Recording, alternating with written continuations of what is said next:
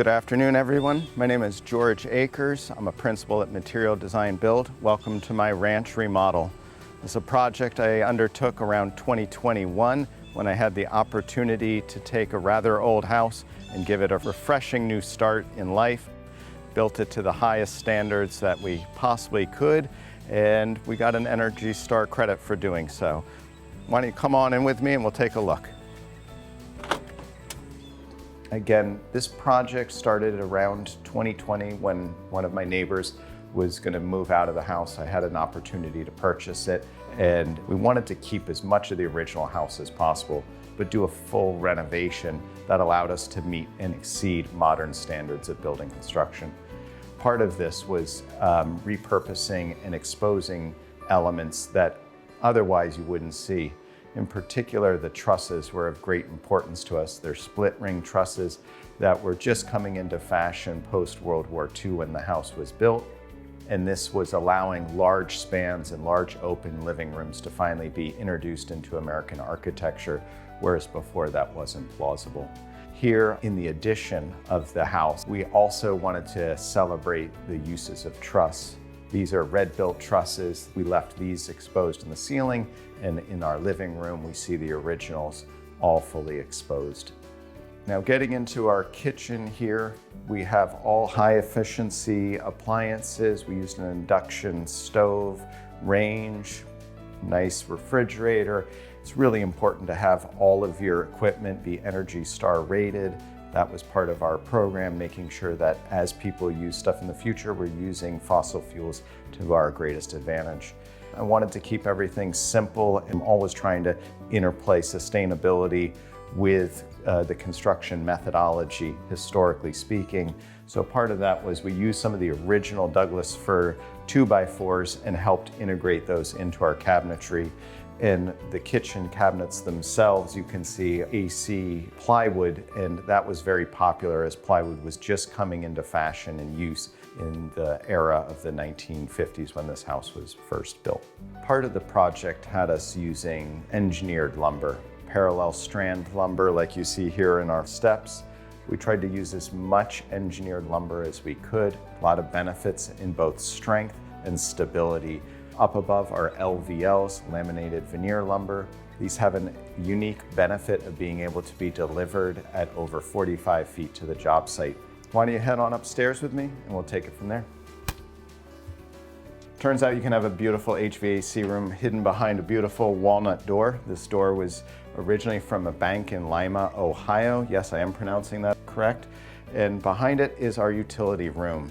We have a high efficiency, I believe SEER 17 HVAC system, mini split, fully ducted and air tested. We also have an ERV, an energy ventilation recovery system.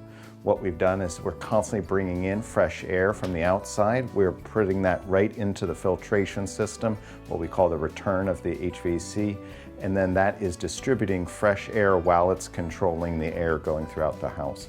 So this is how we make our hot and cold. Also, in addition, our hot water heater in another section of the house is a heat pump, highly efficient and wonderful way to get your domestic hot water. Part of our aspect of sustainability was to use the highest performance windows that we could get our hands on at the time. So all of the windows and door package for our exterior fenestration is from Icon Windows. These are all triple pane windows, and the functioning windows have a tilt-turn aspect.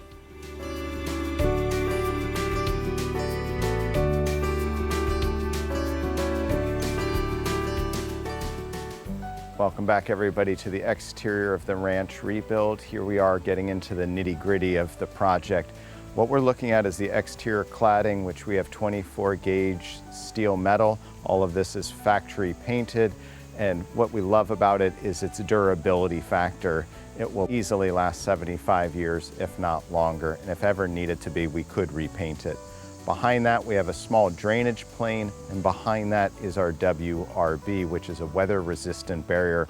We like to think of this as a raincoat or perhaps a slicker of some sort. So if water was somehow to get behind the siding, we have a drainage plane that still holds everything nice and dry behind it.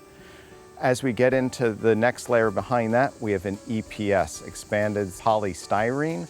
That is a 3.5-inch layer of thermally broken insulation.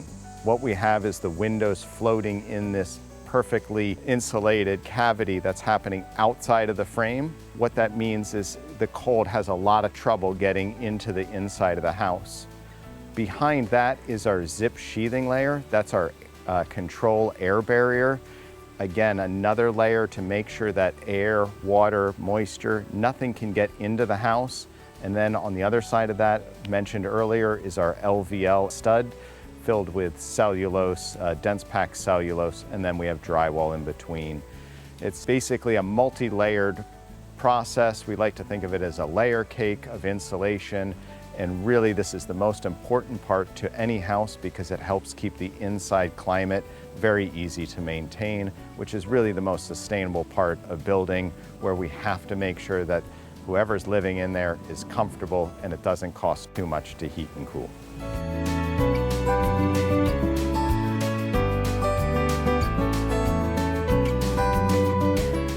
Thanks everybody for joining us on our ranch rebuild tour. Remember, the most important part of any project is to love your house. And for me, that is all about having a wonderful exterior space that you can enjoy the outside. We want to be warm, comfortable inside. I love building. I hope you do too. We'll talk to you next time. Thank you.